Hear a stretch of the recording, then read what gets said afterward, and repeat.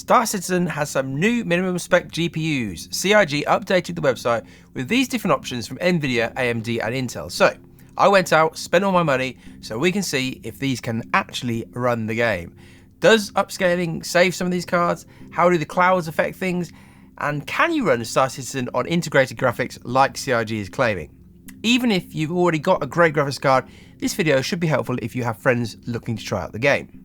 Historically, CIG's own minimum requirements have kind of been a bit of a joke. So with this update, I was very intrigued to see if they've done some testing of their own and then come to these recommendations, but it would seem as though they did not. Now, I've already tested out the minimum CPU new recommendation, and that did not go very well. And some of these GPU recommendations are pretty strange. Let's start with some integrated graphics. Intel's UHD 730. So this is a graphics solution that is on quite a lot of Intel's kind of latest chips. So anywhere between the 11th gen and 14th gen that we've got now, you can find this graphics solution. Now, I've got an 11400 for this video, and we are going to pair it with 32 gigs of RAM to try and give it a chance. And so it's not a great CPU anyway. It's basically the same as my minimum spec on the Intel side, the 10400. It's a tiny bit quicker. But as you will see here, the graphics definitely get in the way of the CPU. The graphics are more of a problem than the CPU. In Lawville at the start, we've got minimum settings here. So I've dropped everything down as far as it will go to get you these numbers because it wasn't doing very well before. So everything is at low or off, and we're at 1080p, but we're using TRS for all of the testing today. We're using TRS to upscale, and we're dropping it as far down as it will go. So we're upscaling for a really low resolution.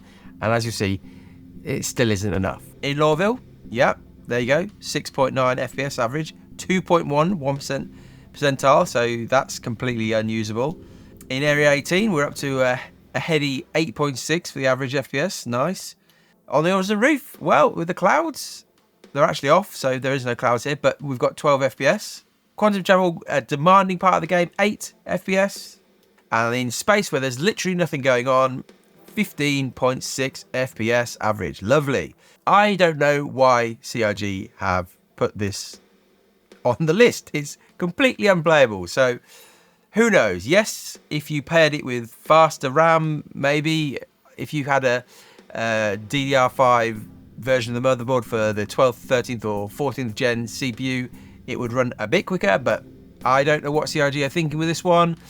But that is a straight no for this one, and we'll leave this as a separate category. Let's move on to the rest. For the rest of the GPUs, we've paired them with the 7800X3D with 32 gigs of RAM, and it's basically a system where the GPUs will be the bottleneck in every scenario. So we're just on the GPUs really for all of this testing. Let's start off with what I used to recommend as the minimum spec, the 1060 6GB. It's actually pretty decent GPU, but when the clouds came in, I kind of replaced it with a 1660, which we'll also include in this testing.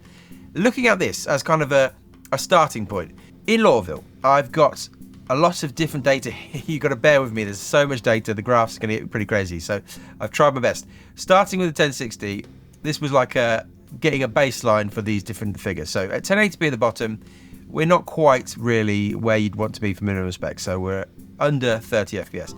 Turn the clouds off, get a little bit of a bump. If you then, basically the same as the integrated graphics, you set everything to minimum, you'll then get another little bump. But the big thing here is now that we have upscaling in the game, it is a bit of a game changer for these lower end graphics cards. At 1080p TRS quality, we're hitting 41 FPS as an average, and that is pretty decent. Again, if you turn off the clouds and turn off down everything to minimum, you get a little bit more of a bump. But TRS quality, so that's just really 720p, which kind of, if you just set things to 720p, you might kind of say that might be the minimum spec anyway. That is pretty decent for this GPU. But if we switch to the FPS graph here, so this is FPS averaged over each second, you'll see that even with a car that averages 40 FPS, there are going to be drops below 30, and in this case drops below 20. So this is the TRS quality, one of the runs, and you'll see that there's two sections really where you drop quite low on the train, and then also at the end when you go to the Lawville, ship shop new deal. So you have to put up with that just as an expectation kind of management piece. You have to still expect with the minimum spec GPUs and CPUs, there's going to be dips that in other games wouldn't be acceptable, but in Star Citizen, I think we'll call that just about acceptable. Let's add in the RX 560. Now, CRG are recommending the 460. I actually have tested that in the past, but I sold that one and I couldn't buy another one. There was none on eBay. So we've got a 560, which is a tiny bit quicker, which is actually bad news for CRG's recommendation because this still is nowhere near good enough. You'll see here, versus the 1060, we've just got that at the top there with the TRS quality result. This is no good at all. So this is way worse than the 1060. And even with TRS quality and no clouds, completely unplayable. And also on top of that, if we look at that FPS average graph again, you'll notice this is 5 runs put together. So I've just done 5 runs for each of this because actually when you're doing GPUs, you don't need to do many runs as CPUs. So 5 runs, and you can see that they progressively get worse. The dips are worse, and it kind of hints at this issue that AMD cards have got with lower amounts of VRAM where we just have these slowdowns. I looked at this a lot in the past. Unfortunately, I couldn't get this card to run on Vulkan because Vulkan seems to eliminate these kind of drops of FPS and slowdowns. But hopefully when CRG get Vulkan in a better state, we can retest this and see. But basically, there's no hope for this card. It's not going to suddenly massively improve with Vulkan enough to make it playable. It's kind of useless. Next up, a bit of a first for me, an Intel GPU. So I've been wanting to test one for a while. CRG have recommended the A380. Is it decent? Well, it's kind of right on the borderline of being just about playable. So when you take the clouds off and put on TSR quality, we're just under 30 FPS. But again, if we look at the average FPS across this graph here, you'll see that there's plenty of drops below 20 and some that even are dipping just below 10. So I don't think I would be recommending this to anybody to go out and buy one of these things. But I suppose if you've got one, the Lorville is the worst case scenario for the game really, but it's just about playable. It will be pretty tough. Those dips below 20 won't be nice. Next up, let's look at a more powerful AMD card, the RX 5700. Now, I didn't pick up the Vega 56 because these cards aren't far off each other. That will be a bit slower than this one. But you'll see here that even just at plain 1080p, we're doing pretty well, 40 FPS there. And once you put on TSR quality, we're doing really well. Very good performance, probably more than minimum spec. But as we always say with the AMD cards with less than kind of 10, 12 gigabytes of VRAM, there are issues. And you can see here, this is, again, the 5 runs for this card. There's a couple of moments kind of here and over here at the end where things fall down.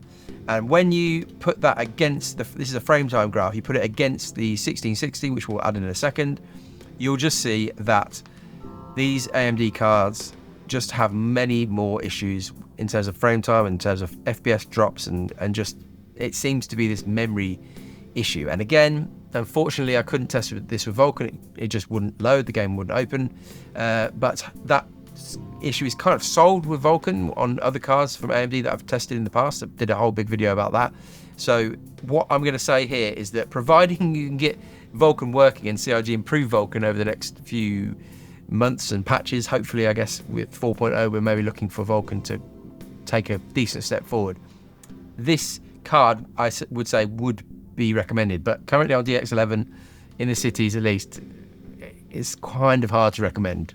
And then let's add in what I've been recommending for a while now as my minimum spec GPU, the 1660. And you'll see here that it's plenty fast enough, even at 1080p with no upscaling and with the clouds on, it's fine. But then again, once you pop on TSR quality, effectively upscale from 720p, it's a very, very decent experience. And here is all of them all smashed together with the 4080 there as a kind of, just to show you the maximum potential of the CPU. So that result there at the top is CPU bound. The 4080 at 1080p is getting nowhere near close to being fully utilized. And then at the bottom, we've got the 730. I think 3 of these graphics cards that CRG have recommended are not looking great in Lorville. But what if you completely don't go to Lorville ever in the game? Well, let's look at some other blazes. Let's head to ARC Corp. Now, you'll see here again the 4080 there to show you the maximum of the 7800 X3D, but we've got 2 results for each graphics card. We've got the TRS quality, and then we've also got the 1080p result. So effectively upscaling on versus just native 1080p. You can see that the 1660, the 5700, the 1060 6GB are all doing fine. The ARC A380 here is very much borderline at 30 FPS there. And then again, the Radeon RX 560 is no good at all, really. Let's now look at how clouds affect things in a bit more detail. So we've gone to the Horizon roof, starting with the 1060 6GB. And you can see here that when you turn the clouds off, you get a big bump. Alternatively, if you turn on TRS quality, so upscale from 720p, you also get a good bump. And if you turn off both, even bigger bump. But from a visual point of view, what do you want to do here? If you look at the comparison here, you'll see that no clouds, it doesn't look great. Really, the clouds do really add something to the game. And so it's questionable whether, should a minimum spec GPU allow you to have clouds on? I don't really know. But you can see also that there is quite a difference between the quality of the clouds when you are looking at 1080p versus the TRS quality, so the upscaled version. So there is more noise in what is effectively a 720p image, and that's just how these clouds work. As you jump up the resolutions, they look better and better. And so you are obviously gaining more FPS, as we're going to see in all these GPUs, but the quality, the visual quality, is reducing as you upscale the clouds. As we look at the RX 560, you can see that you can make this playable. Turn off clouds, put TRS quality on, and yeah, you can make it work. Similar story with the ARC card from Intel. It's kind of okay. If you turn the clouds off or just turn on TSI quality, that's pretty decent and playable. The RX 5700 is fine. It's fine just at 1080p. You don't need to do any upscaling or turn off the clouds. It's very powerful in this scenario. And you do see a bump in performance with what I'm recommending, the 1660. It does see an improvement. So yeah, potentially if you've got this card, I would definitely be playing with TRS. In empty space, you'd kind of expect all of these to be fine, but as we scroll down here, you'll see I've got again TSI quality version and a 1080p version for each card. Mostly fine, but again, 560 is not really ideal. And then quantum travel, which is traditionally very demanding on the GPU. You can see here that TRS quality is making a big difference to a lot of these cards. So for the 5700 and for the 1660, it's taken them to above 60 FPS, which is nice. The 1060 is going from under 30 FPS to around 40 FPS, so we take that. And even the ARC card there with TSR quality is pretty decent. But again, the RX 560 is just no good whatsoever. Now, before we go any further, we should just talk about the upscaling option that I've done all this testing for. You might be sitting there thinking, well, why wouldn't you just upscale from lower? Why would you not put TRS performance on, for instance? And the answer to that is really that the game starts to look worse and worse and worse as you drop down. As you'd expect, that's kind of how this works. But as you upscale from lower and lower resolutions, it can kind of start to look like a PlayStation 2 game. And I think for me, with this channel, I don't really want to recommend people go out there, get, say, maybe the RX 560 and then upscale from performance mode, because it will not look great. And one of the big things about Star Citizen is that it is a great looking game, and I think if you completely remove that by upscaling from really, really low resolutions, I'm not sure I would want to recommend that, and I don't think CRG want to recommend that either. Really, it's not a great look for the game. My recommendation is stick to quality when upscaling at 1080p. In general, what have CRG done with these cards? Well, some of them are hits, some of them are misses. The Intel integrated graphics is a complete miss. Car crash, no idea what they're thinking there. No idea. The RX 560 also completely unplayable. The Intel one is borderline. I wouldn't want to run around Lawville a lot with that card, but it is pretty decent everywhere else. So maybe we'll give them a pass mark for that one. The 1060 6GB is back in the game. For a long time, that was my recommended minimum spec GPU. Now we've got the ability to use upscaling to go up to way above 30 FPS in most scenarios here. So that is, again, a good recommendation. The RX 5700 and the Vega 56, the one I didn't test, they're hard to recommend at this very second because CIG hasn't got Vulkan working fully. And so Vulkan is still in beta and it still doesn't work perfectly and just won't load. I can't get the game to run on this in this scenario. When that happens, when Vulkan is fully working, that should really help with the frame drops that we see on these AMD cards that have got less than 10, 12 gigabytes. So at this very point in time, I'm hesitant to recommend those cards because you will get significant frame drops and frame pacing issues in the cities, especially. But depending on when you're watching this video, if Vulkan has been developed a bit more, they might become decent recommendations, and they're actually probably more than you need for a minimum. There's probably other AMD cards that will also be helped out, but I will retest all that once Vulkan comes along a bit. And then obviously my kind of recommendation, the 1660 series. So this here is the 1660, the base level of that series. That now with upscaling is actually a pretty decent experience, and they're not that expensive. It will still just about run the game natively at 1080p above 30 FPS in most of the time, but with upscaling it's really quite decent. This video has taken weeks, probably the longest video I've ever made in terms of the time it's taken. Loads of testing. So if you like this sort of look at starters and performance, feel free to do the like and subscribe stuff, and massive thank you to the members and everybody else supporting. Thank you to the response to the last video. Amazing, unbelievable response. Now, yeah, I'm blown away really. So thank you to everybody there who did the super thanks and sent me money on PayPal, everything. Thank you just in general for the kind words and support. It was really amazing. So yeah, onwards to the next one.